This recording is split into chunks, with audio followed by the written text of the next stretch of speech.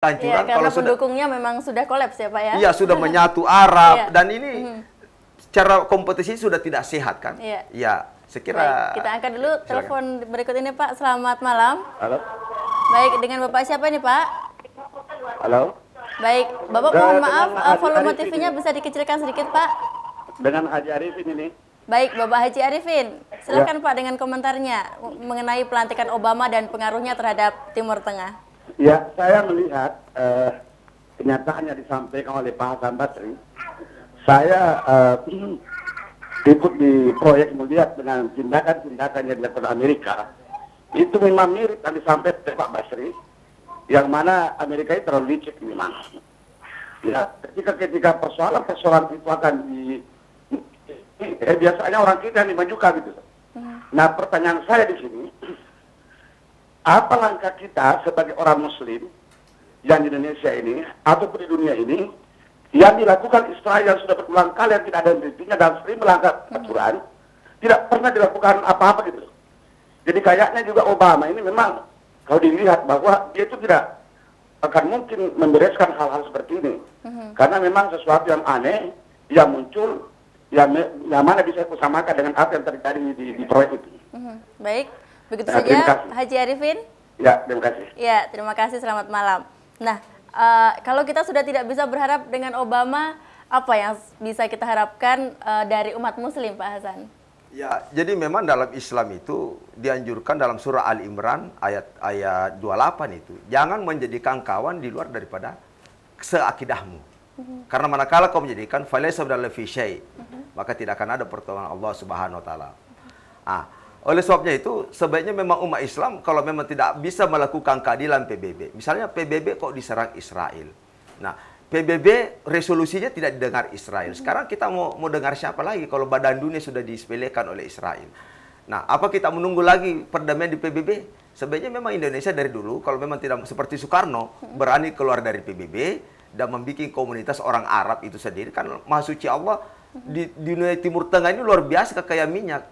Menurut 40 menit saya katanya ditekan itu minyak tidak keluar, itu macet itu Eropa. Ya, jadi negara Muslim itu keluar dari PBB mestinya, kemudian membentuk satu komunitas baru ya? Ya, sebagaimana yang dibangun juga oleh Rasulullah SAW.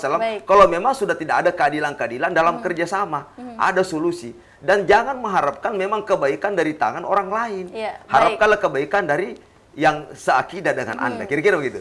Baik, Bapak Petris, kalau ini semua negara-negara Muslim yang kaya akan minyak keluar dari PBB kemudian membentuk suatu tandingan dari PBB, apakah perimbangan kekuatan ini sepadan, Pak? Tidak mungkin. Bagaimana? Dulu 4 tahun, 8 tahun yang lalu, Libya sudah pernah pelopori melalui Muammar Gaddafi untuk memindahkan markas PBB dari New York ke tempat lain. Alasannya karena dianggap bahwa PBB itu tidak adil dan macam-macam. Dan seperti yang disinggung Pak Hasan Basri tadi, Bung Karno juga sudah pernah melakukan seperti itu. Keluar dari PBB Indonesia. Akibatnya Indonesia apa? Malah terkucil dan akhirnya teraliniasi, terpinggirkan oleh dunia internasional. Pokok persoalan ini adalah seperti yang dipertanyakan oleh penanya ketiga yang kalau tidak salah tadi, maksudnya itu umat Islam itu bersatu. Nah, ini yang menjadi masalah bagi kita. Ini kan katanya mau membangun semacam kekuatan kebersamaan, tetapi kenapa kita sendiri sulit untuk bersatu? Kita lihat fenomena di Timur Tengah. Arab Saudi kok diam saja, Mesir kok diam saja, Kuwait kok malah diam saja, Yordania kok diam Padahal saja. Kita sebenarnya punya kekuatan ya, Pak ya? Iya, boro-boro dia negara luar ini. Palestina ada apa? Dalam Palestina itu kan ada 3 faksi, ada Fatah, ada Islam Jihad, ada kok nggak bisa bersatu misalnya. Iya, kita dengar dulu pendapat dari penelpon berikut ini, Pak. Selamat malam. Selamat malam. Selamat malam, Anda telah terhubung dengan Pak Rasanganta. Halo. Iya, dengan siapa ini, Pak? Halo. Iya, baik. Dengan siapa ini, Pak? Dengan Salma. Pak Rahman. Itu Salma. Iya, Pak Salman. Silahkan, Pak. Iya, selamat malam dengan para pengantar untuk semua di situ. Iya, selamat malam. Di Facai, ya. Betul sekali yang mana Bapak punya pendapat yang ada di situ, ikut bergabung dengan forum tersebut. Benar sekali yang mana Obama tetap berat kepada Israel. Karena kubu serta benteng Amerika pada dasarnya memang Israel yang pegang. Jadi bukan Amerika yang kendalikan Israel, tapi Israel yang kendalikan Amerika.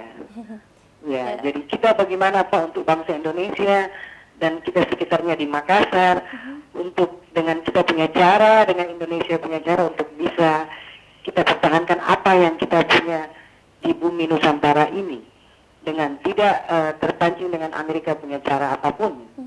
Ya, bagaimana kita tidak bisa terpancing, kita punya Pancasila, kita karena di sana bukan perang agama Pak ya, karena yang bunuh Presiden Kennedy juga orang Kristen Palestina. Makanya saya bilang betul yang Bapak bilang tadi itu, Obama tetap tidak akan goyang dengan apapun, siapapun Presiden Amerika yang naik. Pak. Iya, makasih, selamat malam. Terima kasih, selamat malam Pak Salman. Dan pemirsa, respon dari komentar Pak Salman tadi akan segera kita hadirkan, dan Anda juga masih dapat memiliki kesempatan untuk menghubungi kami di line telepon 831-859 usai jeda pariwara berikut ini.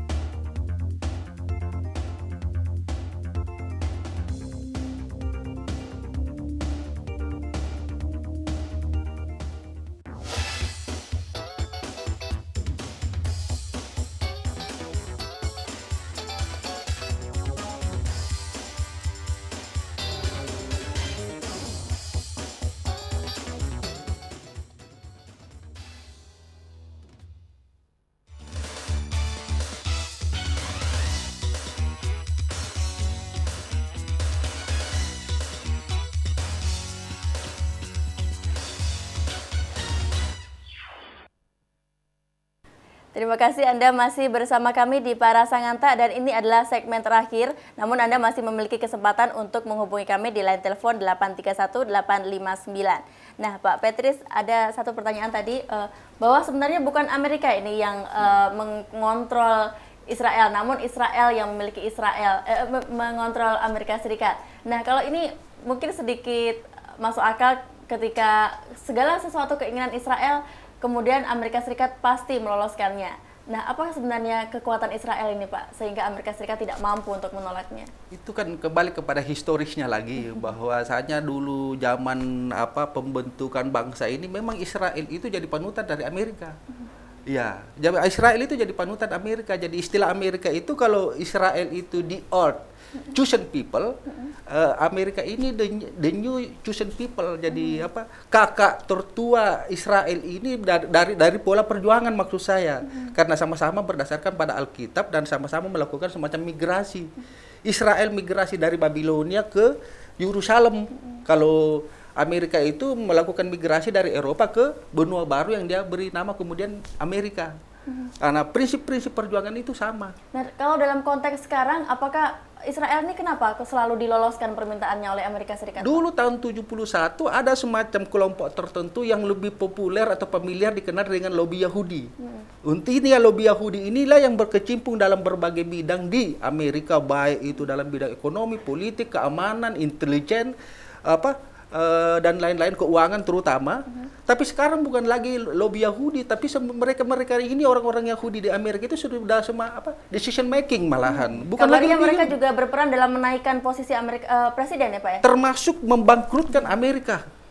Jadi orang-orang Yahudi yang berafiliasi kepada Partai Republik itu sengaja melakukan itu untuk memberi beban kepada Demokrat yang begitu sakit hati. Pertama sakit hatinya untuk pertama kali Amerika itu dipimpin oleh seorang kulit hitam. Iya. Jadi kalau memang kekuatan lobby Yahudi ini begitu besar, ya Bapak Hasan, apakah apa yang bisa menandingi dari kekuatan lobby Yahudi ini? Apakah kita umat Muslim bersatu seperti yang Anda katakan tadi? Namun menurut Bapak Petris memang tidak mungkin. Jadi kita memang pernah mencobanya, akibatnya Indonesia malah dikucilkan begitu.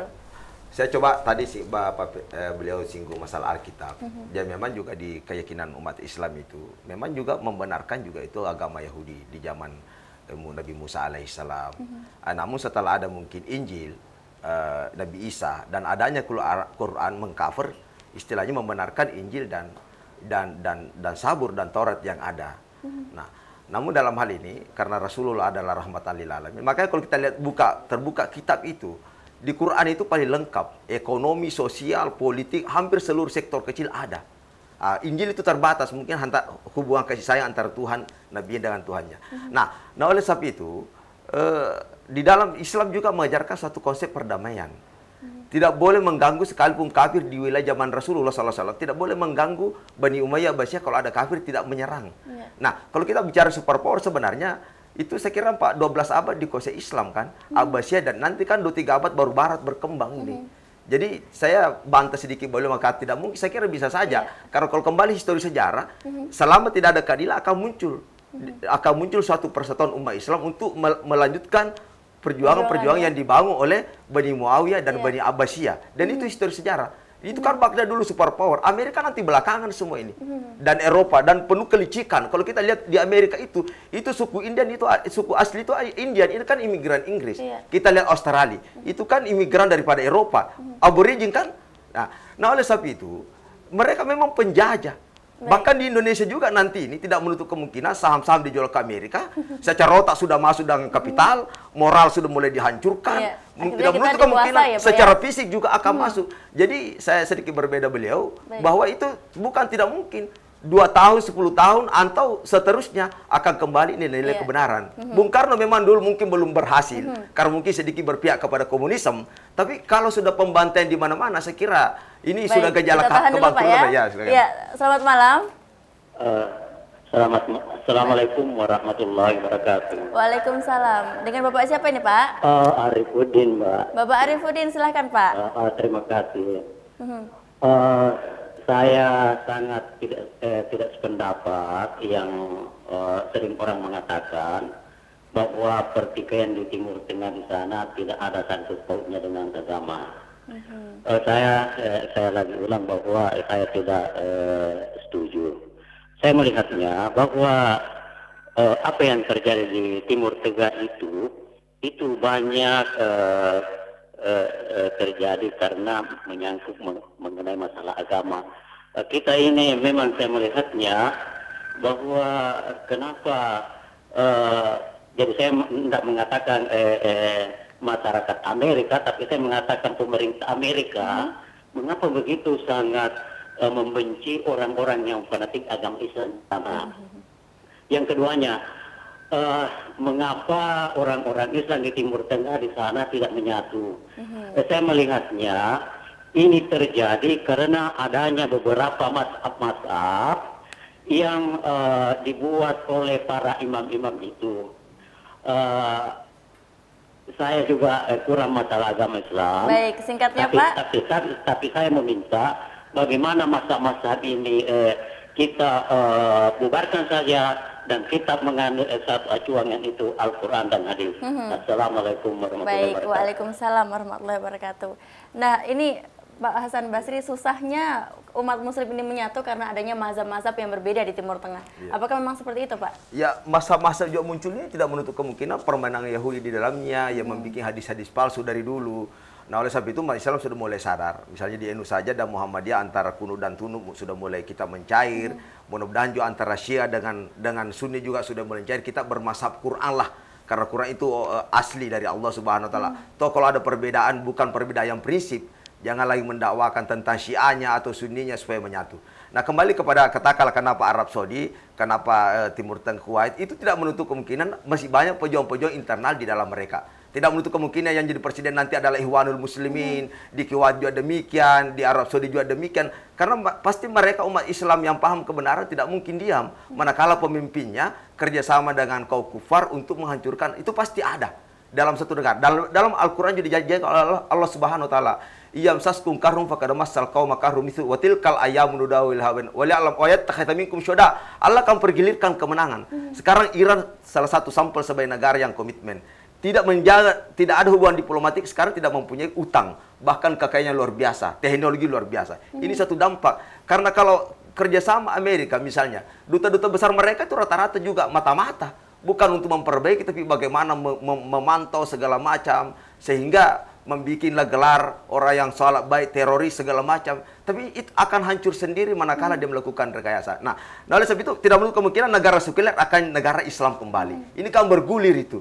Nah, inilah memang permainan-permainan Tuhan, memang itu dijelaskan oleh Allah Subhanahu wa taala, karena nanti enak perjuangan kalau ada lawan, ya kan?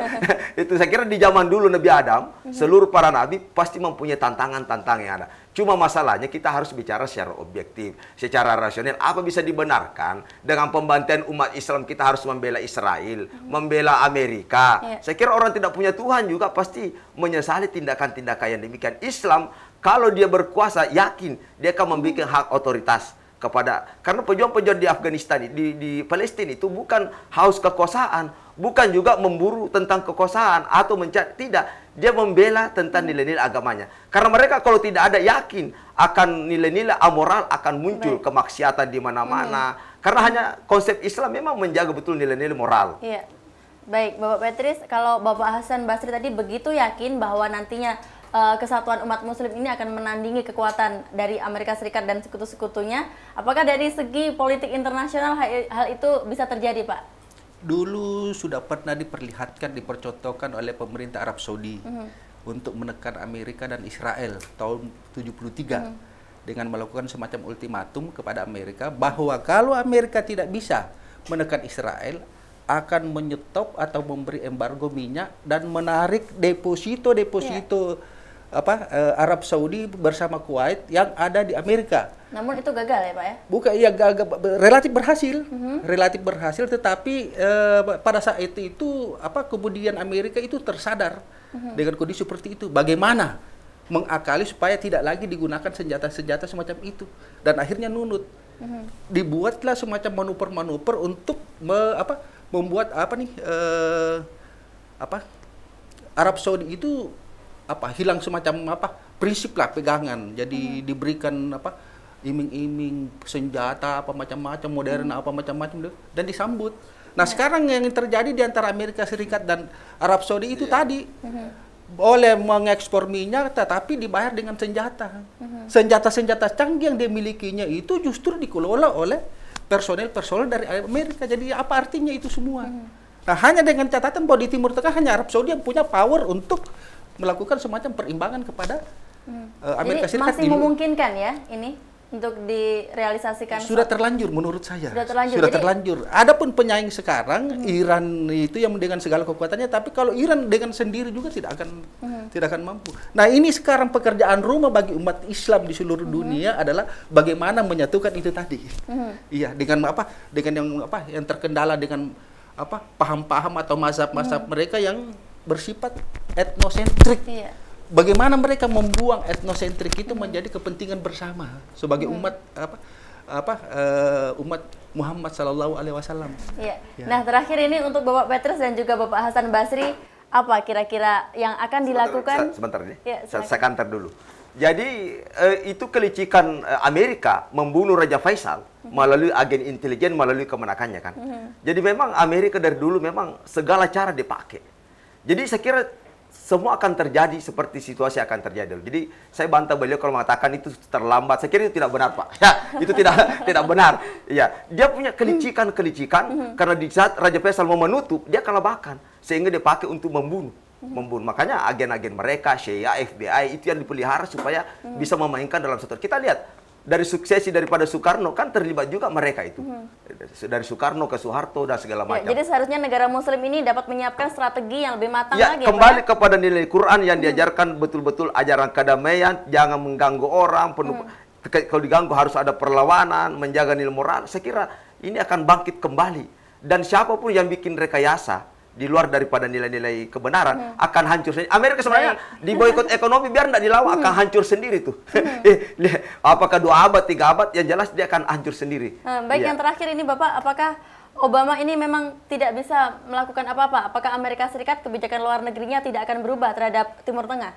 Saya kira selama Obama tidak masuk Islam, ya saya menyuruh Obama mudah-mudahan dia masuk Islam. Dan parlemennya juga banyak Islam, karena konsep Islam ajaran kedamaian tidak akan bisa ada perubahan apa-apa. Baik, Bapak Petrus, bagaimana ini? Mengenai Obama, bagaimana arah kebijakan luar negeri setelah ini? kita pertama begini, kita melihatnya dari segi education gitu ya, pendidikan. Pertama kita menilai personalitinya Obama itu yang berlatar belakang sarjana hukum. Kemudian dia berkendara partai politik namanya partai politik Demokrat. Indikatornya itu sudah terlalu jelas. Mengapa Obama membuat surprise memenangkan pemilihan umum di Amerika Serikat?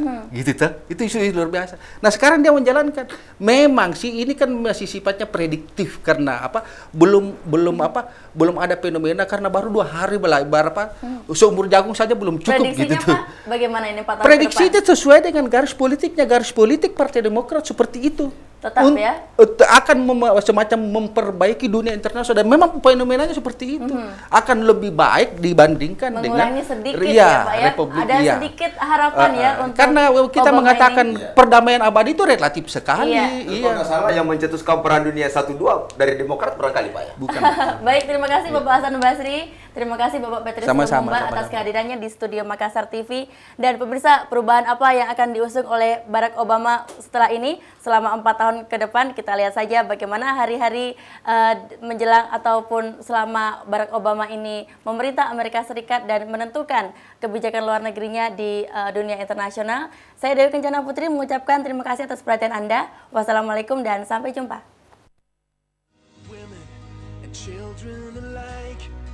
Murdered and massacred night after night, while the so-called leaders of countries afar debated on who's wrong or right.